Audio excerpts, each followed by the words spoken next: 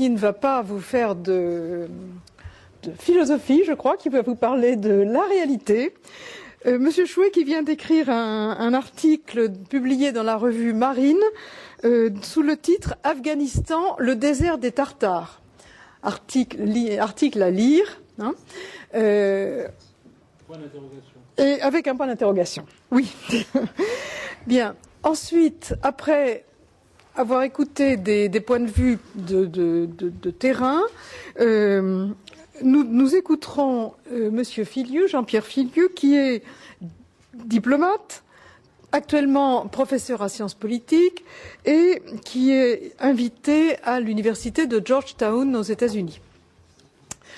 Lui a publié plusieurs livres sur Al-Qaïda. Je vous donne le titre du dernier qui s'appelle « Les 9 vies d'Al-Qaïda » et qui se lit presque comme un roman. Enfin,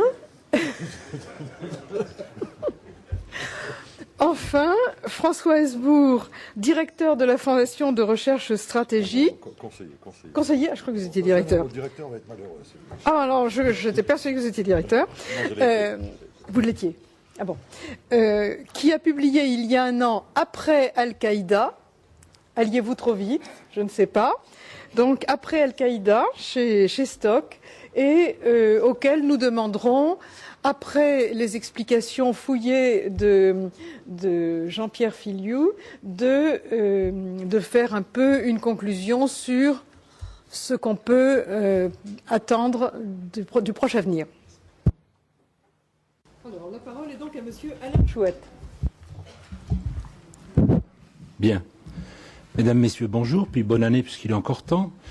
Alain Chouet, pour les quelques-uns d'entre vous qui ne sont pas encore familiers avec l'organisation interne des services spéciaux, notamment les services spéciaux français, le service de renseignement de sécurité est celui qui est chargé du recueil du renseignement et de la mise en œuvre des mesures actives à l'extérieur du territoire national en matière de contre-criminalité, de contre-espionnage, de contre-prolifération et de contre-terrorisme.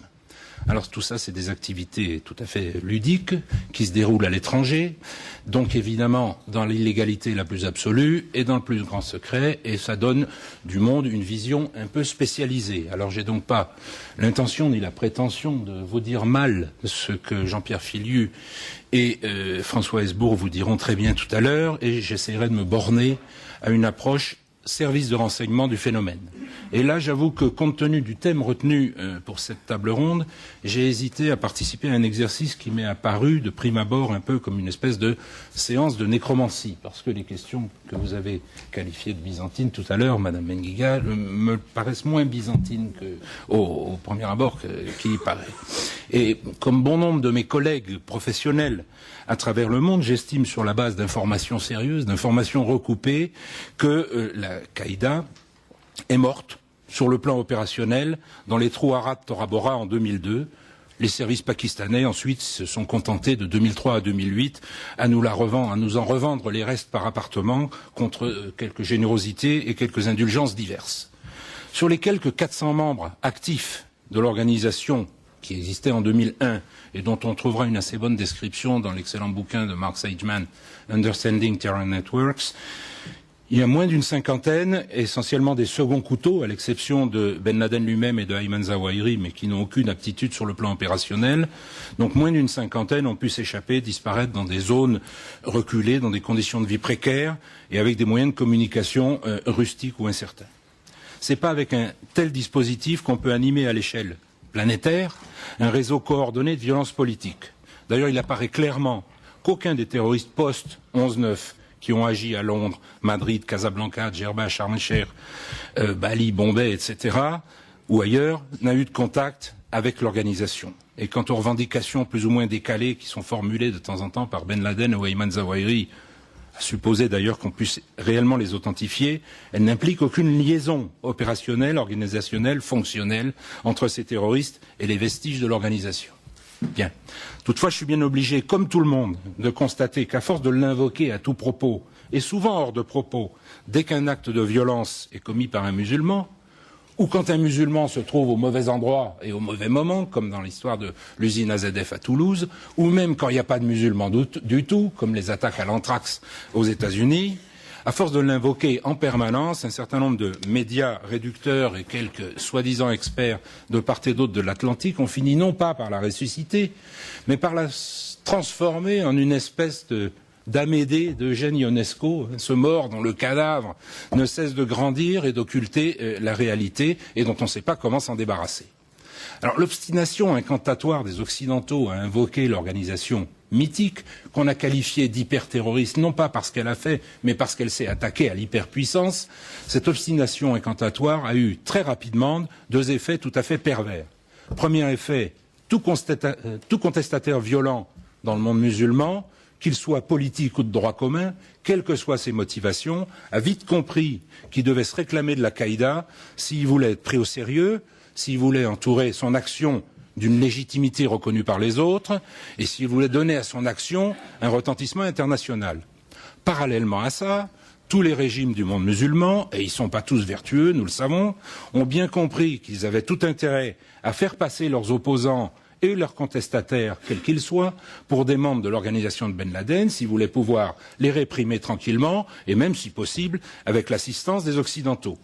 D'où une prolifération de Qaïda plus ou moins désignés ou autoproclamés au Pakistan, en Irak, au Yémen, en Somalie, au Maghreb, ailleurs, le Qaïda dans la péninsule arabique, QPA, etc. Bien. Le principal résultat de cette dialectique imbécile, ça a évidemment été de renforcer effectivement le mythe d'une Qaïda omniprésente, tapis derrière chaque musulman, prêt à l'instrumentaliser pour frapper l'Occident, en général, les États-Unis bien sûr en particulier, au nom d'on ne sait pas trop quelle perversité. Et cette vision-là, elle procède de plusieurs erreurs d'appréciation et de perspective, et elle génère, surtout, des ripostes totalement inadaptées. Parce que si la Qaïda n'existe pas, la violence politique islamique existe, elle, bel et bien. Et l'Occident n'en est qu'une victime indirecte et collatérale. Les idéologues de la violence islamique ne sont pas des fous de Dieu. Ce sont des gens qui ont des objectifs précis. Et leur objectif, ce n'est pas d'islamiser le monde, c'est de prendre le pouvoir et les richesses qui y sont liées dans le monde musulman sans que l'Occident intervienne. Un peu suivant la même démarche qu'avait suivi à son époque le frère Hassan Tourabi au Soudan.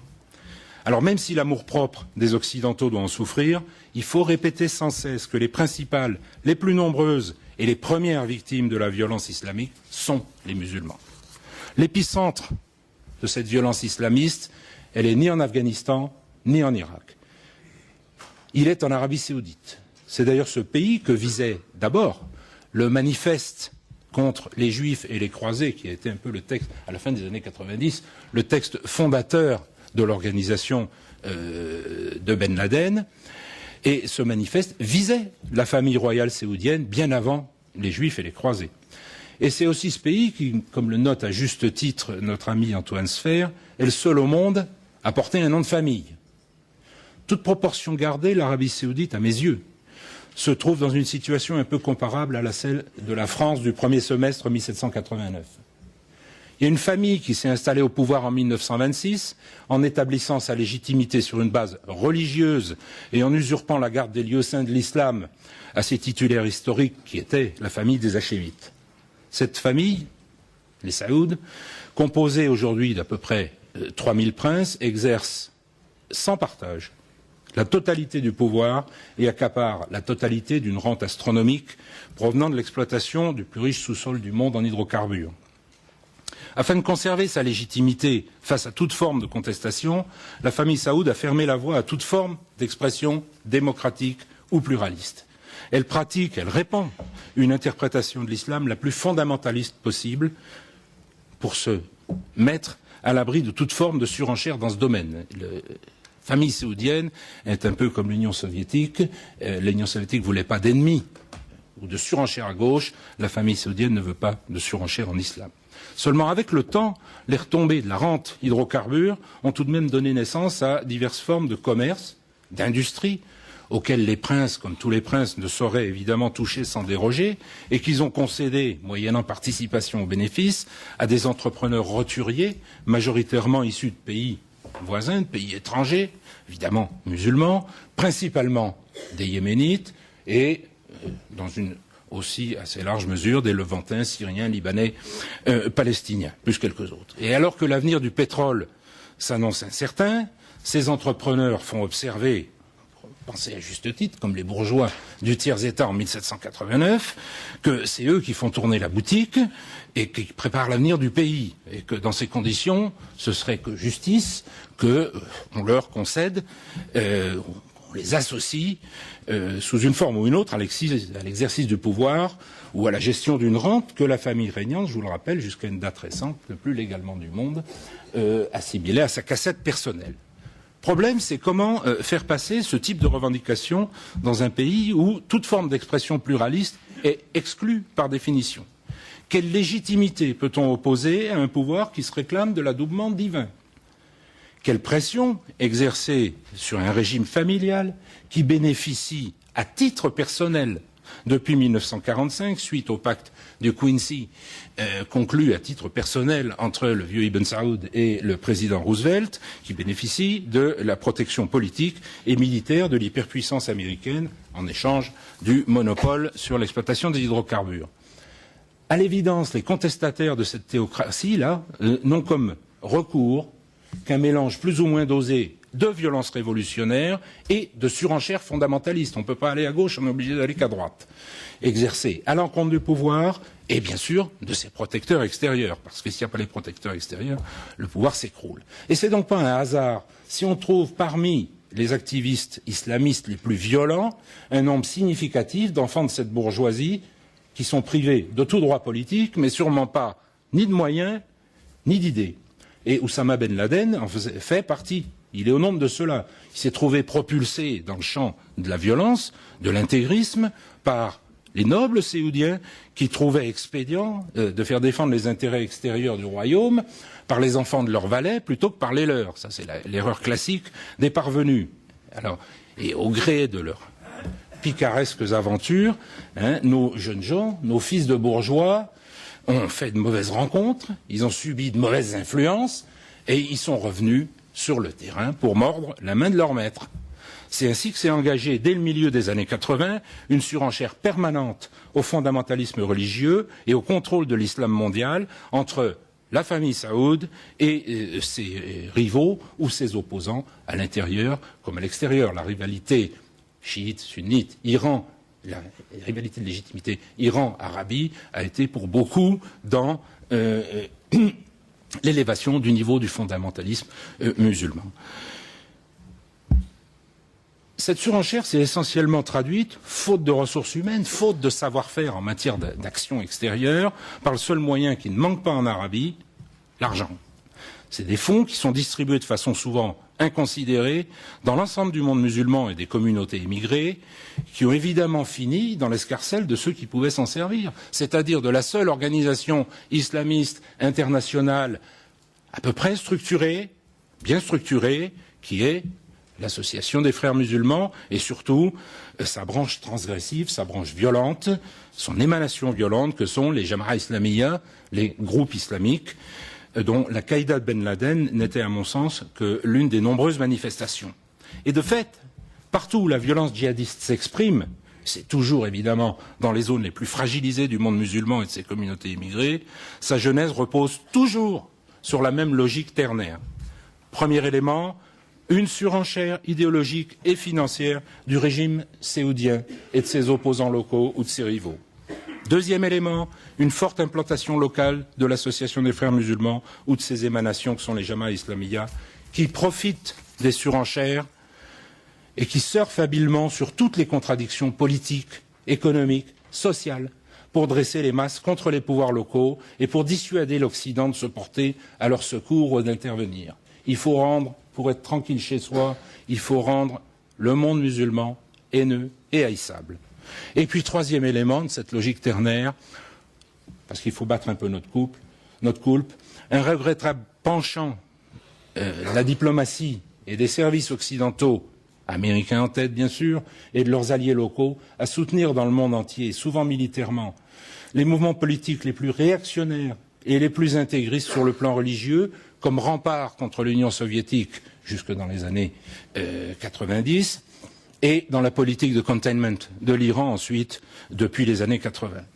Et ce même cocktail de trois éléments produit, pour des raisons très différentes qui sont liées à des contentieux locaux non résolus ou à des interventions extérieures mal maîtrisées produit les mêmes effets, effectivement, en Afghanistan, au Pakistan, en Indonésie, en Irak, au Yémen, en Somalie, au Maghreb, dans les pays de la zone sahélienne et jusque dans les zones de non-droit des communautés musulmanes immigrées en Occident. Je ne vais pas entrer, pour des raisons de temps, dans le détail de ces différentes situations de violence politique, mais il faut bien constater que si elles se développent toutes suivant à peu près le même cheminement, elles correspondent à des problématiques locales totalement hétéroclites et mettent en jeu des acteurs qui ne communiquent que très peu entre eux. Et s'ils se réclament tous du même drapeau mythique, c'est parce qu'ils savent bien que ce drapeau a valeur de croque-mitaine pour les pays d'Occident en général, pour l'Amérique en particulier, qui sont tous supposés pouvoir apporter leur soutien aux régimes les plus contestés. Alors, Mme Benguiga, bien sûr, on pourra toujours m'objecter que, puisque la violence djihadiste existe bien et qu'elle se développe à peu près partout, suivant les mêmes schémas, peu importe qu'on l'appelle ou non Al-Qaïda, qui ne serait alors que l'appellation générique d'une certaine forme de violence intégriste mondialisée. Un certain nombre de journalistes devenus plus prudents maintenant, au lieu de nous parler d'Al-Qaïda, nous parlent de la nébuleuse Al-Qaïda. Alors, la nébuleuse, c'est nébuleux, et le problème, effectivement, c'est qu'une telle confusion sémantique est à l'origine de toutes les mauvaises réponses et exclut de facto toute solution adaptée au problème. Parce qu'il existe, en effet, deux façons de passer à la violence terroriste politique. Ou bien on constitue un groupe politico-militaire organisé, hiérarchisé, avec un chef, une mission, des moyens, une tactique coordonnée, un agenda précis, des objectifs définis. Ça revient à constituer une armée avec des professionnels de la violence et à s'engager dans un processus d'affrontement de type militaire. C'est, ou ça a été, le cas de la plupart des mouvements terroristes révolutionnaires ou indépendantistes en Europe, en Amérique du Sud, au Proche-Orient jusqu'à la fin du XXe siècle. Ou bien on a recours à la technique dite du lone wolf, du loup solitaire, qui consiste, en gardant un pied dans la légalité et en posant un autre dans la transgression, à jouer idéologiquement sur une population sensible pour inciter les éléments les plus fragiles, les plus motivés, à passer à l'acte de façon individuelle ou groupusculaire, en frappant où ils peuvent, quand ils peuvent, comme ils peuvent, peu importe, pourvu que l'acte porte la signature de la mouvance et s'inscrive dans sa stratégie générale. La technique du lone wolf, elle est pas nouvelle, hein, elle est ancienne. On l'appelle lone wolf parce qu'elle est bien connue aux États-Unis. Elle a été théorisée par M. William Pierce dans ses Turner Diaries qui sont restés au top 10 des ventes aux États-Unis pendant pratiquement toute la décennie 90 et qui inspire la plupart des militants violents de la suprématie blanche et des ultrafondamentalistes chrétiens. C'est cette technique qui a prévalu dans les attentats d'Atlanta, d'Oklahoma City et dans nombre d'actions individuelles dont le total approche et même dépasse celui des morts du 11 septembre. C'est cette même technique qui est mise en œuvre par un certain nombre de groupes dans le tiers-monde, comme les loups gris en Turquie ou comme les frères musulmans dans le monde arabe et musulman.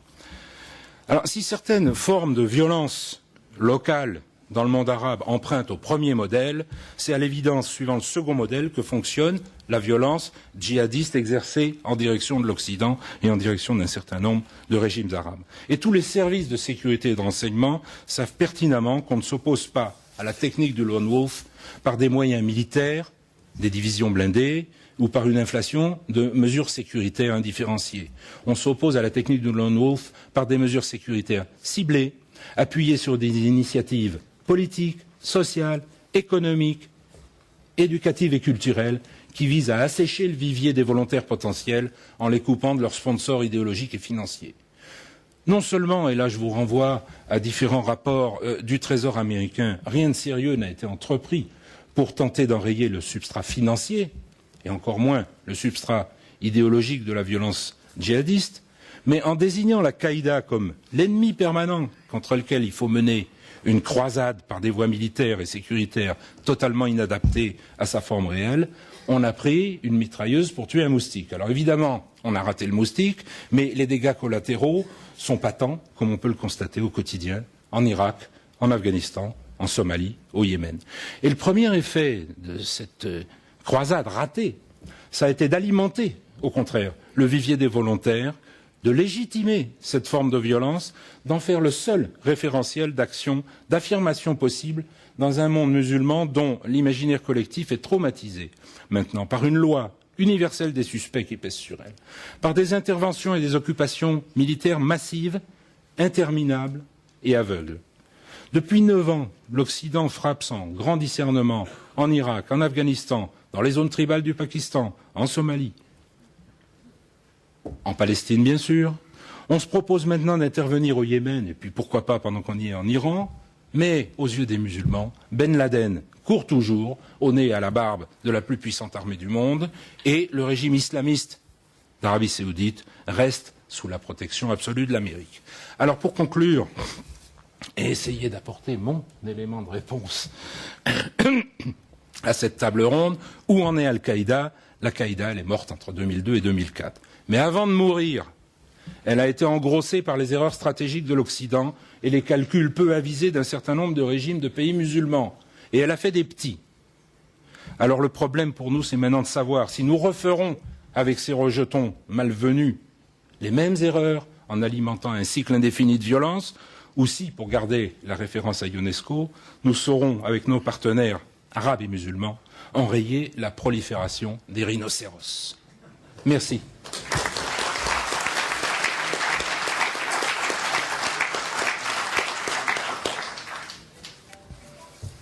Voilà qui prouve que l'expérience du terrain et dans des conditions difficiles, à voir le nombre de décorations que M. Chouet a accumulées dans son existence, nourrit une réflexion vraiment originale et décoiffante. C'était vraiment très très intéressant.